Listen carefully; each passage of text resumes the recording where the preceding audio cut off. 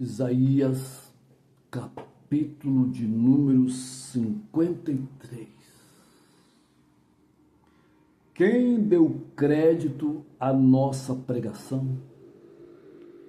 E a quem se manifestou o braço do Senhor? Porque foi subindo como renovo perante ele, e como raiz de uma terra seca, não tinha parecer nem formosura. E olhando-nos para ele, nenhuma beleza havia para que o desejássemos. Era desprezado e o mais indigno entre os homens, homem de dores e experimentado nos trabalhos.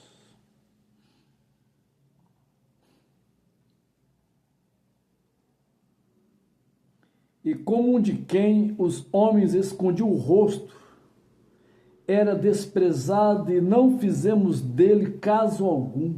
Verdadeiramente ele tomou sobre si as nossas enfermidades e as nossas dores levou sobre si. E nós o reputamos como aflito, ferido de Deus e oprimido. Mas ele foi ferido por nossas transgressões e moído pelas nossas iniquidades. O castigo que nos traz a paz estava sobre ele, e pelas suas pisaduras fomos sarados. Todos nós andávamos desgarrados como ovelhas, cada um se desviava pelo seu próprio caminho, mas o Senhor fez cair sobre ele a iniquidade de todos nós, e ele foi oprimido, mas não abriu a sua boca. Como um cordeiro foi levado ao matadouro, e como uma ovelha muda perante os seus tosqueadores, ele não abriu a sua boca. Da opressão e do juízo foi tirado, e quem contar o tempo da sua vida? Porquanto foi cortado da terra dos viventes, pela transgressão do meu povo foi ele atingido. E puseram a sua sepultura com os ímpios e com o rico na sua morte, porquanto nunca fez injustiça, nem houve engano na sua boca. Todavia ao Senhor agradou moê-lo, fazendo enfermar. Quando a sua alma se puser por expiação do pecado, verá a sua posteridade, prolongará os seus dias, e o bom prazer do Senhor prosperará na sua mão. O trabalho da sua alma ele verá e ficará satisfeito.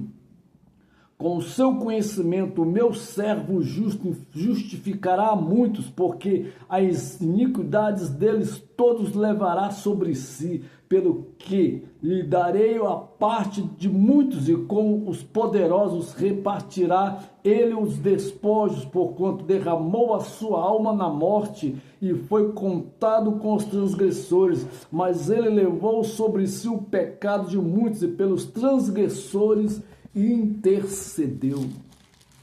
Aqui está a autobiografia de nosso Senhor e Salvador Jesus Cristo quando ele estava na cruz. Isaías capítulo 53. Mas o verso em epígrafe que me chama a atenção do versículo 1 é: quem deu crédito à nossa pregação?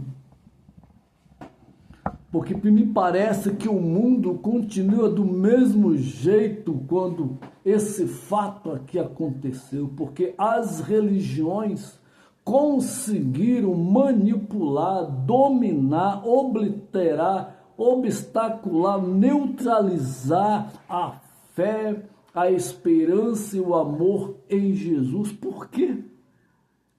Porque se aqui está a revelação máxima daquele que tem todo o poder nas mãos de perdoar, purificar e lançar os nossos pecados no mar do esquecimento.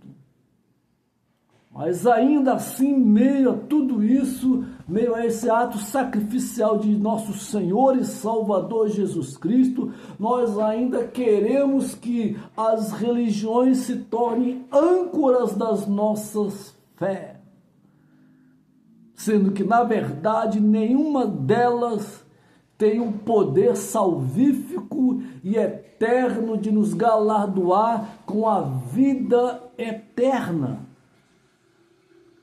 A verdade é essa, gente. Jesus Cristo é o único caminho, a verdade e a vida. Não tem atalhos. As religiões são atalhos, é uma colcha de retalho. E cada dia que se passa, novas religiões se formam no mundo afora, mas nenhuma delas tem Jesus Cristo como Senhor e Salvador, morto e ressuscitado ao terceiro dia. Você pode recorrer ao Google aí e ver em todas as religiões, os seus fundadores estão mortos e moribundos em seus sepulcros caiados. Mas se você for em Jerusalém, está uma placa lá no túmulo de Jesus, escrita em todas as línguas: ele não está mais aqui, ressuscitou. E o apóstolo Paulo fala que se Jesus Cristo não ressuscitasse, vão seria a nossa fé. Seríamos mais uma religião nesse panteão das religiões, somente mais uma. Mas glória a Deus que Jesus Cristo não é religião, ele é a vida, o caminho e a verdade.